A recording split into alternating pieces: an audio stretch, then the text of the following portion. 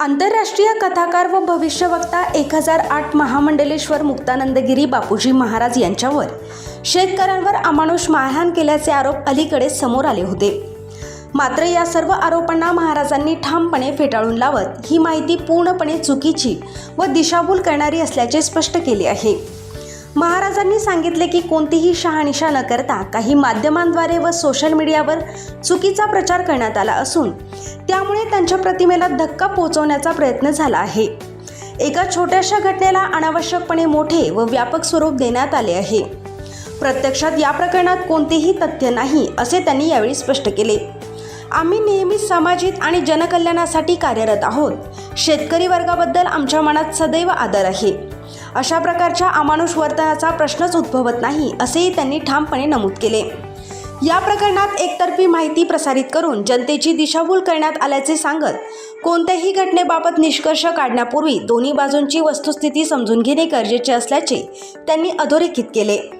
महाराजांनी पुढे सांगितले की आमच्या विरोधात करण्यात आलेले सर्व आरोप निराधार असून हा केवळ चुकीचा प्रचार आहे। बापूजी, आपण जर आता सध्या बघितलं तर काही समाजकंटकांकडून किंवा काही आपल्यावरती आरोप करणाऱ्या व्यक्तींकडून या ठिकाणी काही चुकीची भूमिका घेण्यात येत आहे, त्याबद्दल काय सांगणार आपण? एकतर्फी तो निर्णय त्यांनी घेऊन आणि सगळी ती चुकीची बदनामी करणारी माहिती त्या ठिकाणी दिल्यामुळे तो प्रॉब्लेम निर्माण झाला। आमचं हे म्हणणं आहे की संविधानमध्ये ज्याप्रमाणे म्हटलेलं आहे की कुठल्याही गोष्टीची शहानिशा करावी, दोन्ही बाजू विचारात घ्याव्या आणि मग आपण समाजामध्ये त्या गोष्टीचा प्रचार करावा। पण दुर्दैवाने आमच्यापर्यंत आधी कोणी आलं नाही आणि ते चुकीचं त्यांनी मग प्रचार करून टाकला की महाराजांनी खूप महान केली, लाकडांचा वापर केला, खडवांचा वापर केला। ना लाकडाचा काही स्पर्श आहे, ना खडवा आमच्या पायात सुद्धा नव्हते, हात तर खूप दूर आहे। आणि तो एक पपईचा विषय होता की या ठिकाणी त्यांच्या पपईने अनेकांना फूड पॉयझनिंग सारखं झालं, खूप तक्रारी आल्या। मग आमच्यावर जिम्मेदारी, देश विदेशातनं इथं लोक येतात आणि त्यांना जर सुख मिळण्याऐवजी दुःख मिळत असेल आपल्यामुळं, तर तो एक प्रकारचा त्यांच्यावर झालेला अन्यायाचा किंवा फसवणूक आहे। म्हणून आपण त्यांना वारंवार सांगितलं की तुम्ही ते विकू नका, इकडे आणू नका। 8 महिने आम्ही काही बोललो नाही आणि ते गरीब शेतकरी असा मुद्दा लावून धरला।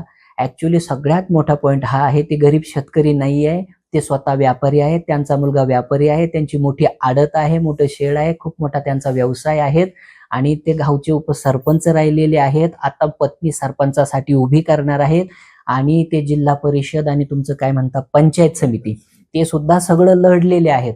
पण गरीब शब्द वापरल्यामुळे गरीब शेतकऱ्यांची सहानुभूती मिळवून आणि आमच्यावर बदनामीचा ठपका लावण्यासाठी त्यांनी तो वापर केला। ऍक्च्युली तसं नाही आहे, तुम्ही फुटेज बघू शकता। ते काय थोडंसं त्यांच्या चुकीच्या बोलण्यातनं, चुकीच्या वागण्यातनं थोडीशी धक्काबुक्की जी झाली होती, त्यातनं ते अगदी सही सलामत इथनं आरामात आनंदात गेलेले आहेत, असे फुटेज वगैरे आहेत।